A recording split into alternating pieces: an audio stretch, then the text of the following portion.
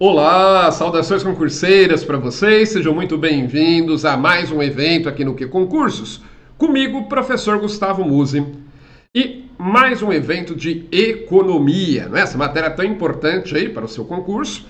E eu escolhi um tema aí que é cobrado com bastante recorrência em provas, que é importante que você entenda bem, que são estruturas de mercado. Então nós vamos definir, né, o que são estruturas de mercado e vamos ver quais são as principais para fins de prova, tá? Obviamente aqui nós não vamos esgotar o assunto, né? Só um evento aí para trazer aqui em linhas gerais esse assunto aqui para você. Para quem não viu, tomar um primeiro contato, né? Para entender o conceito inicial, para depois se aprofundar. E para quem já viu, para lembrar aí os pontos principais, tá certo? Para quem não me conhece, meu nome é Gustavo Musi, eu sou auditor fiscal da Receita Federal e vou estar falando com você aqui então sobre economia, mais especificamente sobre estruturas de mercado. Então acompanhe comigo, tá lá na sua tela, ó. Estruturas de mercado. O que são elas, né? Eu coloquei, o que é isso, ó? As estruturas de mercado evidenciam as formas como os diferentes mercados de bens e serviços estão organizados, levando em conta aspectos como a quantidade de ofertantes e demandantes e tendo impacto fundamental na formação dos preços, tá? Então o que acontece? No caso aí das estruturas de mercado, quando a gente fala em estruturas de mercado, nós estamos falando de como os mercados estão estruturados, daí o nome, estruturas de mercado. Isso tem a ver aí, especialmente com o número de ofertantes e demandantes e também com as características do produto ofertado, nós vamos ver, tá? Aí tá lá. Em relação à oferta, as estruturas de mercado diferenciam basicamente pelo número de empresas participantes do mercado e a homogeneidade ou heterogeneidade dos produtos por elas oferecidas. Nós vamos falar sobre isso. Já quanto aos consumidores, as estruturas de mercado diferenciam principalmente pelo número de compradores, conforme nós vamos ver, tá? Aí eu coloquei lá, ó, que as 6 principais estruturas de mercado cobradas em prova são concorrência perfeita, monopólio, monopsônio, oligopólio, oligopsônio e concorrência monopolística. Então, você conhecendo as características dessas 6 estruturas de mercado, você provavelmente estará bem preparado aí para a sua prova, tá? E nós vamos ver aí o que elas são e as principais características delas, porque é muito comum em prova te dar lá uma característica, né, e perguntar qual estrutura de mercado é, ou falar de uma estrutura de mercado e perguntar quais são as características. Então é importante a gente entender isso, ok? Vamos lá então? Então vamos começar pelo primeiro, que é o preferido dos economistas, né? Que é a concorrência perfeita ou ampla concorrência. Aí eu coloquei lá, ó. O mercado de concorrência perfeita, também chamado de mercado de ampla concorrência, é aquele que ocorre o mais alto grau de competição entre as empresas pela preferência do consumidor. Por isso que é chamado de mercado de concorrência perfeita ou de ampla concorrência, tá? Já adianto para você que são muito poucos os produtos que você pode dizer que tem um mercado de concorrência perfeita. Ele é um mercado mais, vamos dizer assim, teórico, mas para alguns produtos nós podemos dizer que se aproxima dele. Aí tá lá. É considerado o tipo de mercado ideal pelos economistas, porque nele as teorias econômicas funcionam perfeitamente e, em tese, não há necessidade de intervenção estatal, uma vez que os preços dos produtos são definidos pelo próprio mercado a partir da interação da demanda com a oferta. Se costuma dizer que um exemplo de mercado de concorrência perfeita é o mercado de ações de grandes empresas na Bolsa de Valores. Então, se você pega, aqui no caso do Brasil, né, ações, por exemplo, como da Petrobras, do Banco do Brasil, de grandes bancos privados, são ações que você tem muita gente ao mesmo tempo comprando, muita gente ao mesmo tempo vendendo, e aí você pode dizer que o mercado dessas ações aí poderia ser considerado um mercado de concorrência perfeita. O mercado de cada uma dessas ações, né, poderia ser considerado um mercado de concorrência perfeita, tá? Mas é um tipo de mercado, como eu disse, considerado ideal pelos economistas, porque nele funcionam perfeitamente as ideias, lá, as leis da economia clássica, né? Que surgiu lá no século XVIII com Adam Smith, estudando os rudimentos da economia, estudando os mercados de bens e serviços, e especialmente de bens, e essas teorias elas funcionam perfeitamente no mercado de concorrência perfeita. Vamos ver quais são as características dele, ó. Tá lá. O mercado de concorrência perfeita ou ampla concorrência possui as seguintes características. Primeiro, é um mercado atomizado, ou seja, produtores e compradores são muito numerosos. Atomizado, por que esse nome? Porque você tem tantos compradores e vendedores que cada um deles é só um átomo, né? O que é um átomo? A gente aprende lá nas aulas de física, química, né? é aquela estrutura fundamental formadora da matéria que é muito minúscula, muito pequeno, né? A menor parte da matéria. Então o que acontece? No mercado atomizado, você tem tantos compradores e tantos vendedores que é como se cada um deles fosse um átomo, vamos dizer assim, comparado com o todo que é o mercado, né? De forma que nenhum deles, isso é importante, nenhum comprador ou vendedor consegue influenciar individualmente no preço do produto. Não, porque, sei lá, tem 1 zilhão de vendedores e 1 zilhão de compradores. Se um vendedor for querer vender por um preço acima do preço, né, de mercado, ele não vai vender, porque tem um cara do lado que vende por um preço mais em conta, né, que é o preço ali médio de mercado. Se ele for vender mais barato, ele também não vai querer vender, porque o vendedor sempre quer vender por um preço mais alto, né? Então, individualmente, o vendedor não consegue influenciar o preço do produto no mercado de concorrência perfeita. Da mesma forma, o comprador também não consegue. Se o comprador diz, não quero comprar esse produto, vou substituir por outro, porque eu estou cansado de pagar caro por esse produto, na visão dele, né, tá caro, não vai fazer diferença nenhuma, porque são muitos compradores, então um comprador a mais ou a menos não vai influenciar, tá? Então a primeira característica é que é um mercado atomizado, ou seja, tem muitos compradores e vendedores. O preço, outra característica, o preço determinado pela oferta e procura. Eu coloquei, devido ao alto número de produtores e consumidores, o preço do produto é definido pelo mercado, pela conjunção da oferta e da demanda. Não podendo a empresa escolher o preço que cobra, pois se cobrar acima do valor que as demais empresas estão cobrando, perderá seus clientes, pois considera-se que a demanda é perfeitamente elástica. Por isso, costuma-se dizer que as empresas são tomadoras de preço, tá? Tomadoras porque o preço é definido pelo mercado, as empresas têm que seguir esse preço definido aí pelo mercado. Aí nas aulas, né, de microeconomia, a gente estuda lá a função oferta, a função demanda, a gente estuda também, né, que o preço de mercado ele vai ser encontrado quando a função demanda cruza a função oferta, naquele ponto, né? A reta da oferta cruza a reta da demanda, nós temos o ponto de equilíbrio, que vai definir o preço médio de mercado do produto. Tudo isso funciona justamente nesse mercado, que é um mercado de concorrência perfeita, tá? Então o preço ele vai ser determinado pelas forças de mercado, pela oferta e pela procura, e nenhum vendedor ou comprador individualmente considerado consegue definir o preço do produto, tá certo? Ele é definido, como eu disse, pelas leis da oferta e da demanda. Continuando. Outra característica do mercado de concorrência perfeita é que todas as firmas de um mesmo mercado vendem produtos homogêneos, ou seja, idênticos ou que sejam substitutos muito próximos, de forma que o consumidor consegue comparar os preços com segurança, tá? Aqui não quer dizer que no mercado de concorrência perfeita, então, só tem um produto que é vendido, um país onde tem mercado de concorrência perfeita, só tem um produto para a opção do consumidor, não tem várias alternativas, não é isso? É que como você tem muitos compradores e muitos vendedores para cada produto, você pode considerar cada um deles como sendo o mercado, cada produto como sendo homogêneo. Pegando o exemplo que eu falei para você, o mercado da Bolsa de Valores de ações de grandes empresas.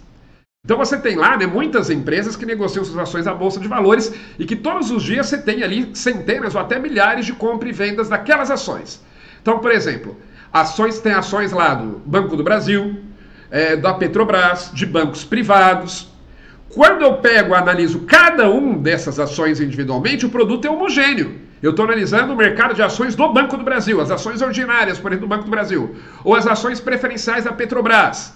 Eu estou analisando cada produto individualmente, tá? Então a gente considera essa característica importante, é muito cobrada em provas, que no mercado de ampla concorrência, os produtos são homogêneos. Não há diferença entre os produtos oferecidos, porque eu analiso cada produto individualmente, tá certo? E isso é importante até para o consumidor poder comparar o preço, né? Porque é diferente lá do mercado de concorrência monopolística que nós vamos ver, em que os produtos eles se diferenciam um pouco entre si. Então aí o consumidor pode escolher pagar um pouco mais caro por um produto porque ele tem a qualidade melhor, por exemplo. Já no mercado de concorrência perfeita, considera-se que todos os produtos são iguais, então o consumidor, como são todos iguais os produtos, ele vai optar pelo de menor preço, certo? Então essa característica que está negritada é importante, ó. Os produtos são homogêneos, ok? São idênticos ou pelo menos substitutos muito próximos. Outra característica do mercado de concorrência perfeita é a chamada transparência da informação, transparência do mercado. Ocorrendo a perfeita disseminação das informações relevantes sobre produtos e preços, de forma que todos os produtores podem competir em igualdade de condições, estando também em igualdade de condições de negociação com os clientes, tá? Então, no mercado de concorrência perfeita, não ocorre a chamada assimetria de informação. A assimetria de informação é uma falha de mercado em que uma das partes, normalmente o vendedor, ele tem acesso a informações que o comprador não tem, né? Então, com isso, ele consegue muitas vezes vender um produto por um preço, digamos, mais alto do que venderia se o comprador soubesse de alguma informação que o vendedor sabe. No mercado de concorrência perfeita, não ocorre a assimetria da informação. Considera-se que todos têm acesso a todas as informações relevantes ali sobre o produto, sobre o mercado, tá? Se tiver assimetria da informação, não será provavelmente um mercado de concorrência perfeita. Outra característica, ausências de restrições à entrada e saída de empresas no mercado. O que quer dizer que é fácil para empresas novas entrarem no mercado e fácil também para essas empresas saírem, tá? Então, não há grandes entraves aí, seja de ordem burocrática, seja de ordem econômica mesmo, para entrada e saída de novas empresas. É diferente, por exemplo, nós vamos ver do mercado de monopólio, oligopólio, em que poucas empresas ou uma empresa só domina o mercado, e aí se uma outra empresa quiser entrar, ela vai ter mais dificuldade. Aqui não, no mercado de concorrência perfeita, até porque é um número muito grande de empresas vendedoras, né? Não há dificuldade para uma empresa entrar ou sair do mercado, ok? Daquele mercado específico. Outra característica do mercado de concorrência perfeita é a perfeita mobilidade dos fatores de produção. De forma que os mesmos, como a mão de obra, por exemplo, podem ser transferidos de uma empresa para outra, normalmente em virtude de melhores condições oferecidas. Além disso, as empresas também não têm grande dificuldade em alterar objetos de sua produção. Então, considera-se que no mercado de concorrência perfeita, você tem a grande mobilidade dos fatores de produção, como capital e trabalho. Então, se uma empresa, por exemplo, está produzindo tênis, ela pode de uma hora para outra passar a produzir, sei lá, bonés, passar a produzir computadores, tá certo?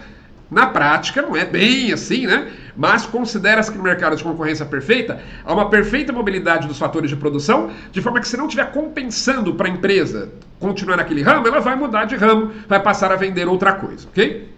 E o mesmo vale para os trabalhadores em relação à mão de obra. Se uma empresa estiver pagando, por exemplo, abaixo do que o salário médio do mercado paga, os trabalhadores irão migrar para outras empresas. Essa primeira empresa será obrigada a aumentar, né, o valor dos salários pagos para não perder trabalhadores. Outra característica do mercado de concorrência perfeita é o lucro econômico nulo no longo prazo. Toma cuidado, é o lucro econômico, hein? Aí eu coloquei lá. Ó. O lucro econômico leva em consideração também os chamados custos de oportunidade, que abrangem aquilo que a empresa deixou de ganhar por ter produzido um bem ou serviço em detrimento de outros. É importante que o lucro econômico seja nulo no longo prazo, porque senão as empresas tenderiam todas a migrar para aquelas atividades mais rentáveis economicamente. Vou dar um exemplo, né?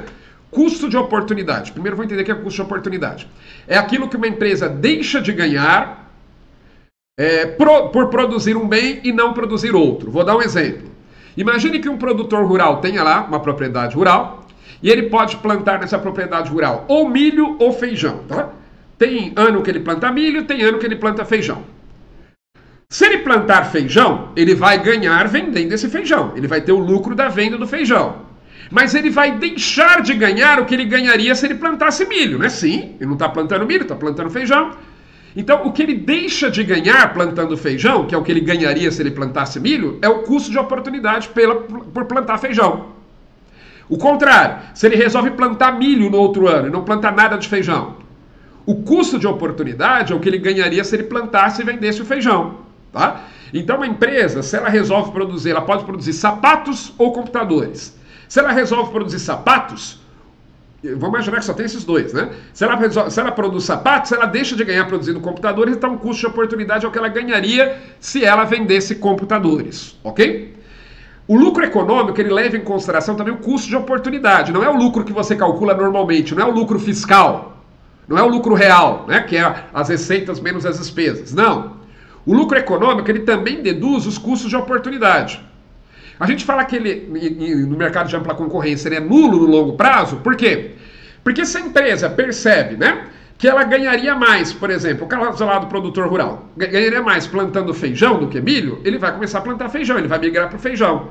Por outro lado, você percebe, né, que ele está ganhando menos ali Aliás, ele está ganhando mais plantando feijão mesmo do que milho, outras empresas tenderão a ir para esse mercado. As empresas que vendem milho tenderão a ir para esse mercado, de forma que se encontrará um equilíbrio. Então o lucro econômico, não o lucro da empresa, né? O lucro da empresa ela sempre vai ter, senão ela fecha as portas.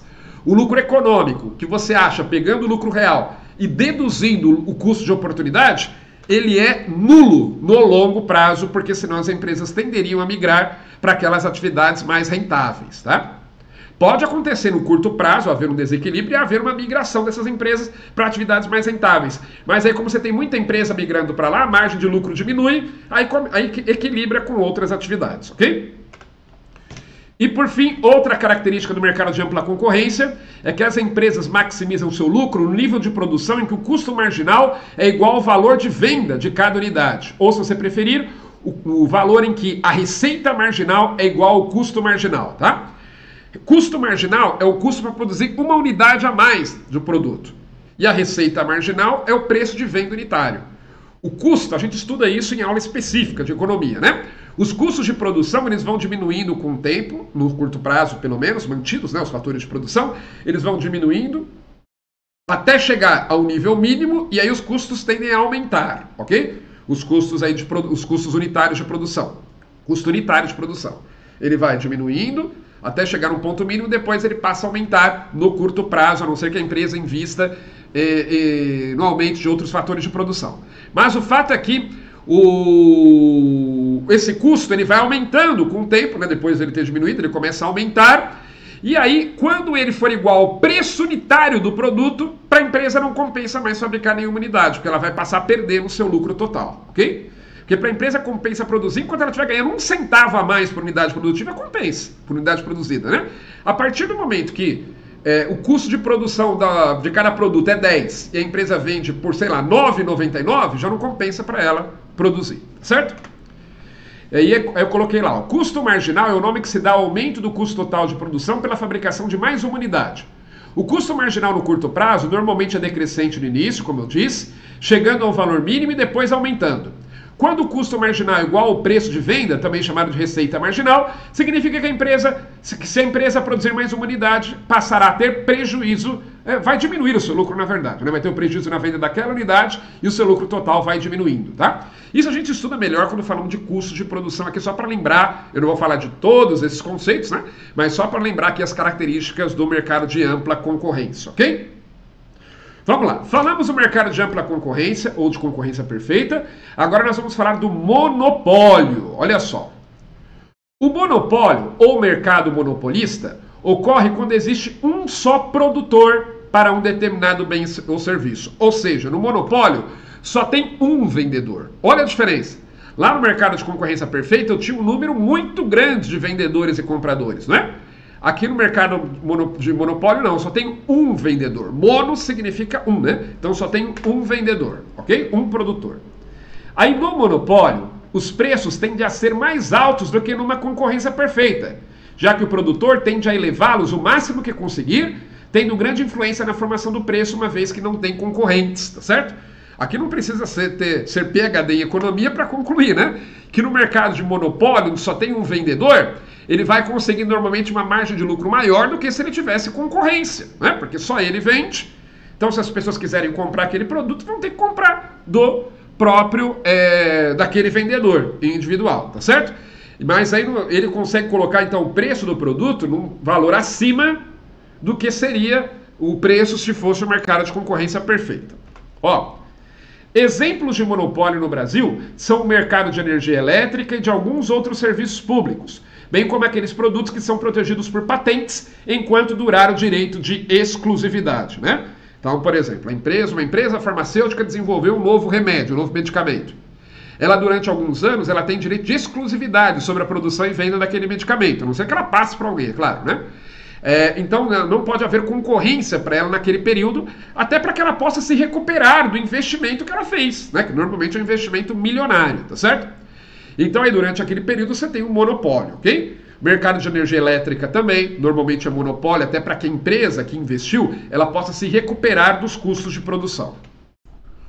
Aliás, já que estamos falando aí de monopólio, falar rapidamente sobre o chamado monopólio natural. O monopólio natural é uma situação excepcional, isso é raro ocorrer na prática, em que para o consumidor é melhor você ter um monopólio do que uma concorrência. Isso ocorre especialmente em casos em que é necessário fazer um grande investimento, o vendedor e o produtor vai ter que fazer um grande investimento financeiro e se ele tivesse que concorrer com outras empresas para vender o seu produto, ele não seria estimulado a fazer esse investimento. Vou dar um exemplo, justamente no mercado de energia elétrica. Imagine que a União faça uma licitação para uma empresa construir uma hidrelétrica e além de construir hidrelétrica, essa empresa vai ter que montar toda a linha de transmissão até, sei lá, até grandes cidades ali próximas. É um custo altíssimo, bilionário normalmente, não é? Se a empresa tivesse que fazer todo esse investimento, depois ainda tivesse que concorrer na hora de vender para o consumidor, dificilmente uma empresa iria querer fazer isso. Então, normalmente, o que o governo faz? Olha, você constrói hidrelétrica e durante, sei lá, 20 anos você vai ter o monopólio sobre a venda disso, para que a empresa possa se recuperar. Outro exemplo, construção de ferrovias, né? Aliás, lá nos Estados Unidos, por exemplo, eles construíram as ferrovias deles, a maior parte, justamente nesse sistema. Que no Brasil também foi muito usado, né? Na época lá do Barão de Mauá e por aí vai, em que, ainda hoje, né, é usado, em que se constrói, a empresa que constrói a ferrovia, ela ganha o direito de explorá-la com exclusividade durante um determinado período de tempo. Justamente para que ela tenha tempo de recuperar suas despesas e ter o seu lucro, tá certo? Esse é o chamado monopólio natural, que é exceção em que o regime de monopólio acaba sendo mais benéfico para o consumidor do que na concorrência, do que na ampla concorrência. Mas é exceção, tá certo? Normalmente o monopólio não é bom para o consumidor, porque o preço fica mais alto. Aí tá lá, então. Características do mercado monopolista. Ó, as características do mercado monopolista são, primeiro, barreiras à entrada de outros vendedores.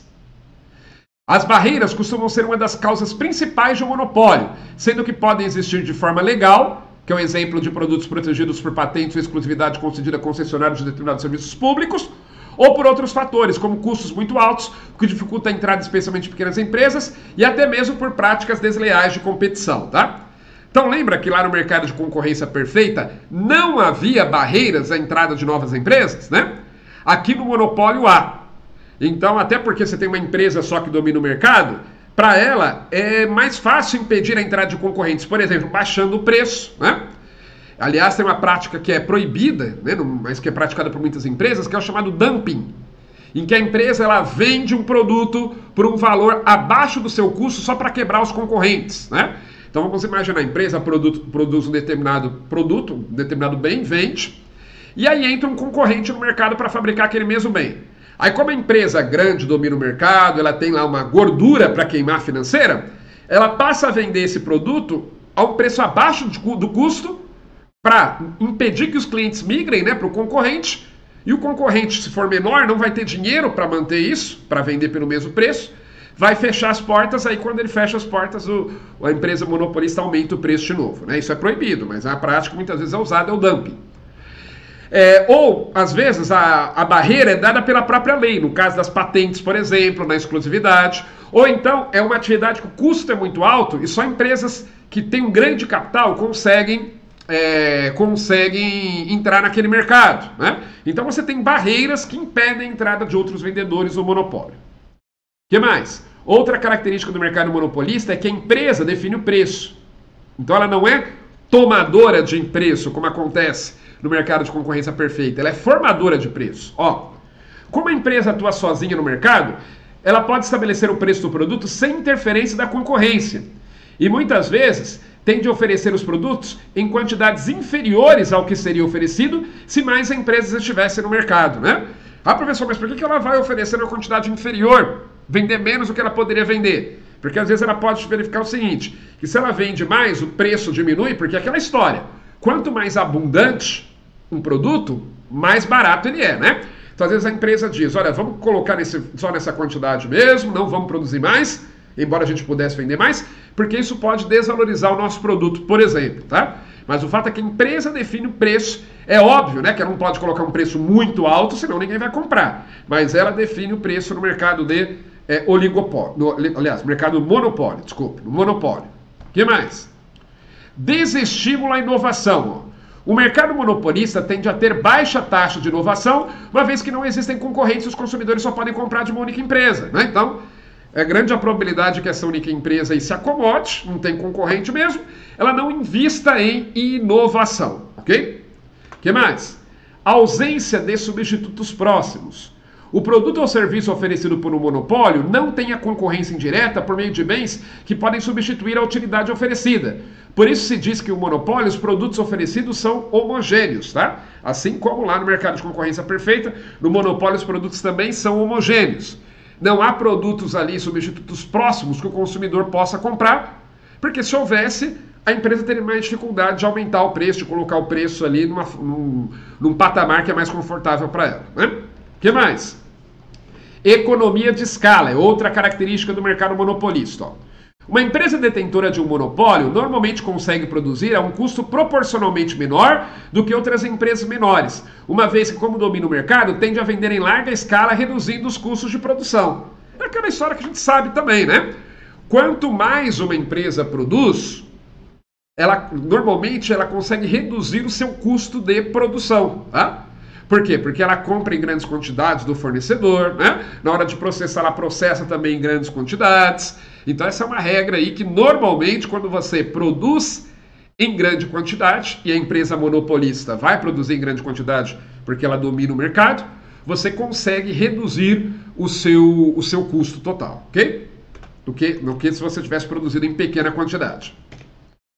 Essas são as características do monopólio então, tá? Vamos recapitulando aí.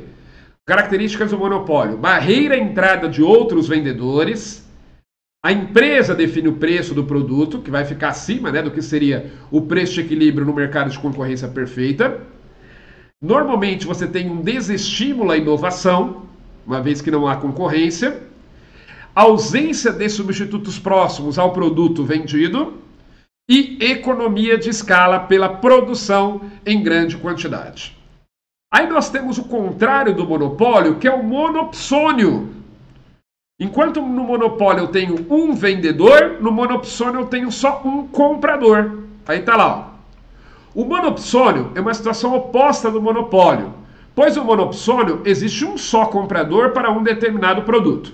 Aí eu coloquei, de forma oposta ao que ocorre no monopólio, no monopsônio o preço tende a ser bem mais baixo do que no mercado de concorrência perfeita, uma vez que o único comprador tem o controle do mercado e pode forçar o preço para baixo, pois ou os produtores aceitam o preço que o comprador aceita pagar, ou ficarão sem ter para quem vender.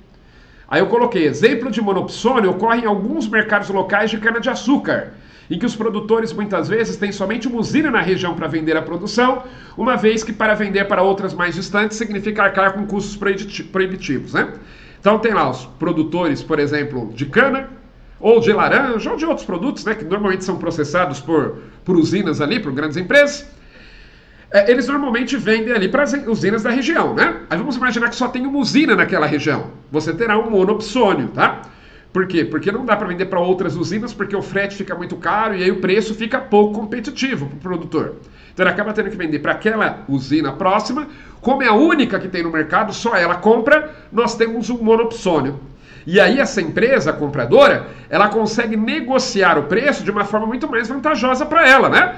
Uma vez que não há outros compradores, ela pode pedir o preço lá embaixo, pode, né, exigir que seja vendido por um preço bem mais baixo, e aí os produtores terão que vender por esse preço, senão ficarão para ter para quem vender, ok? Então o monopsônio é exatamente o oposto do monopólio. No monopólio eu só tenho um vendedor, no monopsônio eu só tenho um comprador. No monopólio, o preço de venda ele tende a ser mais alto do que seria no mercado de ampla concorrência. No monopsônio, ao contrário, o preço de venda tende a ser mais baixo do que seria no mercado de concorrência perfeita, ok? Então, nós já falamos de mercado de concorrência perfeita, já falamos de monopólio, já falamos de monopsônio. Agora aqui só para terminar ainda, que tem mais um pedaço aqui. Nós vamos falar do oligopólio, mas antes disso, ó, ainda características do monopsônio, ó. Muitas das características do monopsônio são semelhantes às do monopólio, como, por exemplo, barreiras à entrada de concorrentes, empresa define o preço, embora haja um preço mínimo que ela terá que pagar, né? Que será sempre maior do que os custos de produção dos vendedores, claro, senão ninguém vai produzir. E produto homogêneo. Costuma-se dizer ainda que no monopsônio não existe curva de oferta, aliás, desculpe, no monopólio. Costuma-se dizer ainda que no monopólio não existe curva de oferta e no monopsônio não existe curva de demanda. Isso porque, nesses casos, a oferta e a demanda não são determinadas pelos preços de mercado, uma vez que esses são definidos pelo vendedor, no caso do monopólio, ou pelo comprador, no caso do monopsônio. Então, agora sim, nós já falamos de mercado de concorrência perfeita, monopólio, monopsônio. Vamos falar agora de oligopólio. Tá lá, ó. O oligopólio é um tipo de mercado onde existe um pequeno número de grandes empresas produtoras que o dominam, sendo considerado normalmente uma falha de mercado. Tá? Então o que acontece? Assim como o monopólio também é considerado uma falha de mercado. A palavra oligo no grego significa poucos. Então no oligopólio eu tenho poucos vendedores. É diferente do monopólio, que eu tenho um vendedor só, mas ainda é muito longe da concorrência perfeita em que eu tenho um número enorme de vendedores. Não, no oligopólio eu tenho poucos vendedores, ok? Aí tá lá. Difere-se do monopólio, justamente como eu disse, porque no monopólio, há uma única empresa produtora, ao passo que no oligopólio há mais de uma, embora poucas. E aí, justamente pelo mercado ser dominado por poucas empresas, essas conseguem um controle relativo dos preços dos produtos, algumas vezes até mesmo através da formação de cartéis, o que é proibido pela legislação, tá? O que é um cartel? Cartel aqui não tem nada a ver com cartel de drogas, cartel mexicano, não tem nada a ver com isso. Cartel, né, em economia, é quando você tem empresas produtoras que combinam o preço de venda, elas não concorrem entre si.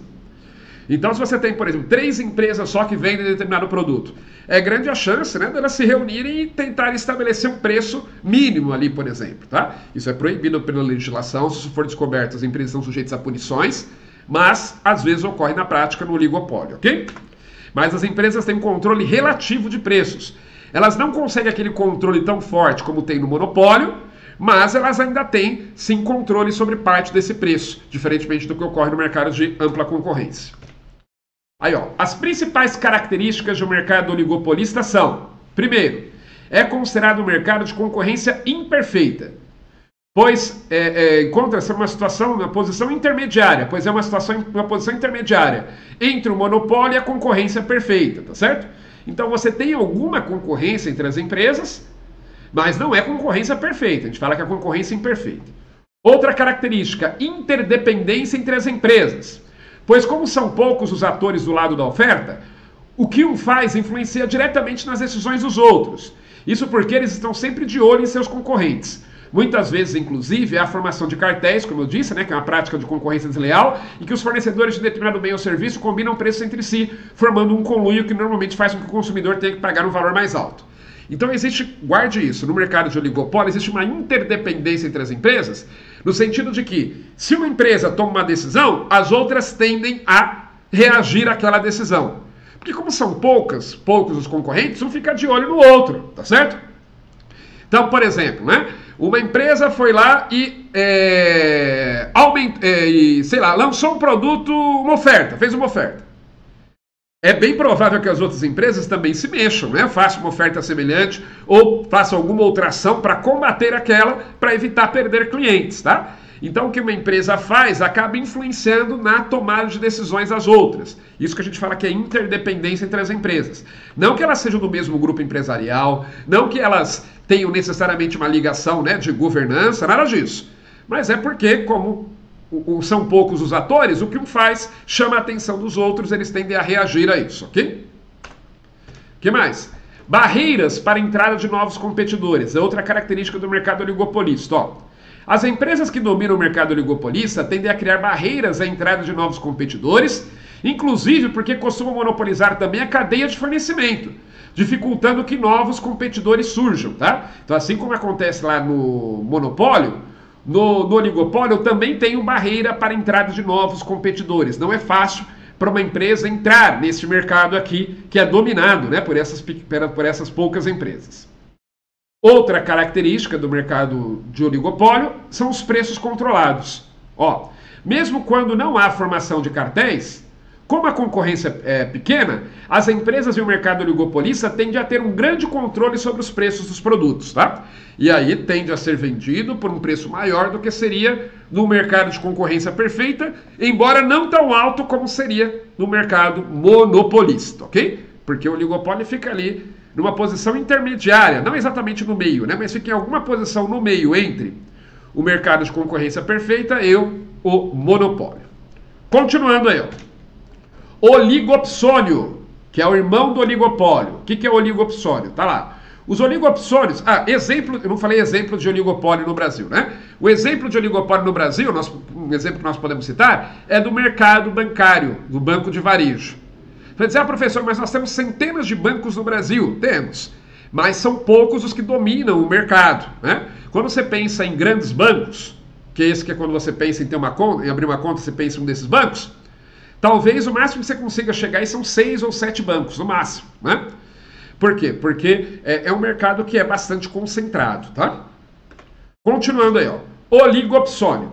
Os oligopsônios são semelhantes aos oligopólios, com a diferença de que se caracterizam pelo pequeno número de compradores e não de vendedores. Não chegam a ser monopsônios, pois há mais de um comprador. Então a gente pode dizer que o oligopsônio é a situação inversa do oligopólio, né? No oligopólio eu tenho poucos vendedores e muitos compradores. No oligopsônio é o contrário. Eu tenho poucos vendedores e muitos compradores. Aliás, eu tenho o oligopólio é que eu tenho muitos vendedores e poucos compradores. No oligopsônio eu tenho poucos compradores e muitos vendedores, ok?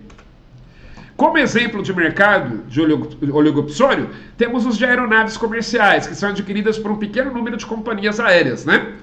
São poucas as companhias aéreas que compram aeronaves. Também é verdade que a gente não tem um número muito grande de vendedores. Mesmo que tivéssemos muitos vendedores de aeronaves, o mercado para venda ele é restrito, né? São poucas as empresas, as companhias aéreas que adquirem aí aeronaves, tá certo? Porque são poucas as companhias aéreas. Então esse daí é o oligopsônio. E aí o último mercado que eu quero falar com você é o mercado de concorrência monopolística. Olha só, o que é isso? Ó? O mercado de concorrência monopolística também é um modelo intermediário de mercado, ou seja, um modelo de concorrência imperfeita, assim como o oligopólio e o oligopsônio, com a diferença de que esses últimos, né, o oligopólio e o oligopsônio, se encontram mais próximos de um mercado monopolístico e monopsônico, respectivamente, ao passo que a concorrência monopolística se aproxima mais da concorrência perfeita. Então, o que é o mercado de concorrência perfeita? Tá lá. No mercado de concorrência monopolística.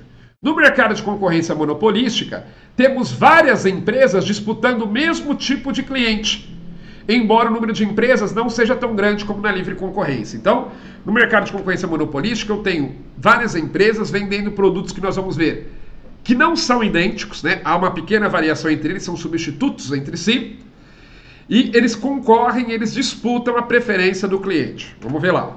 Ó, o nome concorrência monopolística vem do fato de que, nesse tipo de mercado, os produtos vendidos pelas empresas variam de uma para outra, há uma heterogeneidade de produtos e não homogeneidade, sendo que, assim, no que se refere a cada produto especificamente, existe quase um monopólio, embora o consumidor tenha opções de bens e serviços substitutos, podendo assim migrar de um produto para outro. As principais características de mercado de concorrência perfeita são, mas exemplo, primeiro de mercado de concorrência perfeita, os restaurantes numa grande cidade. Né? Numa grande cidade, o consumidor ele tem lá dezenas, centenas, às vezes milhares de opções de restaurantes, tá certo? Só que cada restaurante é diferente do outro, né? Às vezes a comida que oferece, o tipo de comida, às vezes o ambiente, ou procura se diferenciar pelo atendimento, e por aí vai. Então o que acontece? Embora, né, o consumidor tenha ali milhares de opções, cada um desses produtos oferecidos por esses restaurantes, eles se diferenciam levemente entre si. É tudo comida, mas tem uma diferença entre eles que faz com que se dispute a preferência do consumidor, ok? E as principais características do mercado de concorrência monopolística são, primeiro, via de regra, cada empresa vende produtos que, embora possam ser substitutos próximos entre si, apresentam características diferenciadoras. Assim, os produtos são semelhantes, mas não substitutos perfeitos, fazendo com que haja uma... Tá faltando um H aqui, né? Não haja. Tá faltando um H. Fazendo com que haja uma intensa disputa pela preferência dos consumidores. O que mais? Há um grande número de empresas disputando uma específica parcela do seu público, Tratamos-se de muitas empresas produzindo bens bastante similares entre si, o que cria uma série de possibilidades para o consumidor escolher, né? Então, as empresas disputam o cliente com seus produtos levemente diferenciados. Que mais? Todas as empresas são de porte e poder de concorrência semelhantes, o que limita bastante o seu controle sobre o preço. Os produtores buscam ganhar mercado por meio da diferenciação de seus produtos junto aos consumidores, certo? Outra característica, liberdade para entrada e saída de empresas no mercado, não existindo barreiras significativas que obstem isso, parecido com o mercado de ampla concorrência. Decisões interdependentes das empresas. As decisões tomadas por um player do mercado normalmente não impactam nas decisões tomadas pelos demais, né? Então, as empresas elas não têm aquela dependência, né, entre si. O que uma empresa faz, as outras vão querer imitar, ou vão querer combater, como ocorre no mercado de oligopólio, tá? Até porque você tem muitas empresas também no mercado de concorrência perfeita. E aí, normalmente, o mercado de concorrência monopolística é encontrado na prática nas vendas de varejo de bens e serviços, como ocorre, por exemplo, com as lanchonetes e salões de cabeleireiro nas grandes cidades, que oferecem produtos e serviços semelhantes, mas que normalmente apresentam peculiaridades próprias, disputando a preferência do consumidor. Ok? Muito bem, então nós vimos aqui os mercados de concorrência, as estruturas de mercado, as principais estruturas de mercado, e aí eu trouxe aqui para você uma questão de prova para nós fazermos juntos. Olha só, que diz o seguinte, ó. Em um mercado de concorrência monopolística, A. Há muitos ofertantes de produtos homogêneos, mas poucos demandantes. B. A oferta da firma é perfeitamente elástica a preços. C. Há um único demandante no mercado para diversos ofertantes de bens levemente diferenciados. D. O equilíbrio de mercado se dá quando a oferta e demanda de mercado se igualam. Ou a alternativa é, os produtores ganham certo poder de mercado graças à diferenciação de seus produtos. O que você diria aí no mercado de concorrência monopolística? A, B, C, D ou E? Mesmo que você não saiba as demais, a que está correta aí eu já falei para você, certo? Olha só, você acertou se você falou que a alternativa é. Opa, acabei não colocando a resposta aqui. Mas a alternativa é, os produtores ganham certo poder de mercado graças à diferenciação de seus produtos, tá certo? Lembra, né? Que eles conseguem ali diferenciar os produtos levemente entre si. Então aí você tem o mercado de concorrência monopolística, tá? A alternativa é, eu não coloquei a resposta aí, mas a alternativa é. Vamos fazer mais uma, tá? Vai, rapidinho, de certo ou errado. Aliás, pode ser essa daqui. Considerando a regulação econômica como uma das formas que o Estado possui para corrigir as denominadas falhas de mercado, julgo o item a seguir. A assimetria de informação é uma situação particular de mercados competitivos e eficientes. Portanto, a intervenção regulatória do Estado, nesse caso, é indevida? O que você acha? Certo ou errado? Eu até comentei sobre a simetria de informação com você, né? Olha só, você acertou se você disse que o item está errado, tá? A assimetria de informação é quando uma das partes, normalmente o vendedor, tem acesso a informações sobre o produto que o comprador não tem. E aí você tem uma falha de mercado. Não é um mercado competitivo e eficiente, né? Portanto, o item ele está errado. Vamos lá, mais uma, vai? Certo ou errado, para finalizar? Diz o seguinte, ó. Em um monopólio natural, caso o órgão regulador determine que o monopolista cobre preço equivalente àquele que vigoraria no equilíbrio competitivo, o monopolista será incapaz de cobrir seus custos de produção? Lembra, eu falei no monopólio natural, aquela situação em que é necessário e é até favorável para o consumidor que haja somente um vendedor. O que você acha? Certo ou errado esse item? Você acertou se você disse que o item está certo, tá? Porque no monopólio natural tem custos muito altos, né? E aí é natural aí que tem que fazer, por exemplo, aquele caso da hidrelétrica, né? Tem que fazer investimentos pesados e por aí vai. É natural que o preço que o vendedor queira cobrar seja maior do que o preço no mercado competitivo. Por quê? Porque senão ele não terá o retorno que ele precisa para pagar os seus custos e ainda ter a sua margem de lucro, tá? Então aí se o Estado define lá, né, que o preço vai ser o preço de um mercado de concorrência perfeita, isso provavelmente vai trazer aí um prejuízo para o vendedor, para o ofertante, tá certo?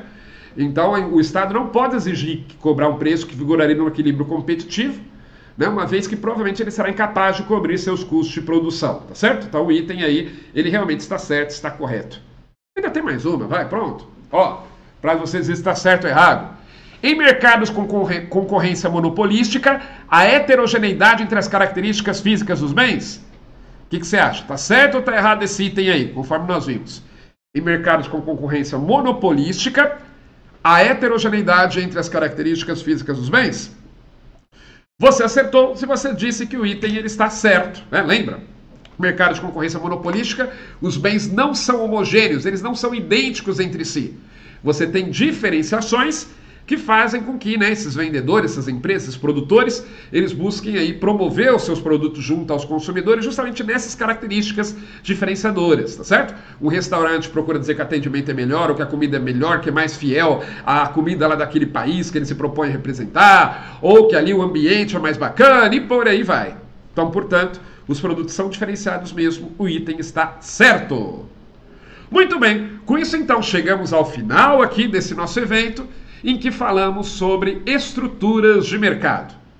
Vamos ficando por aqui, bons estudos para você, um grande abraço e até a próxima!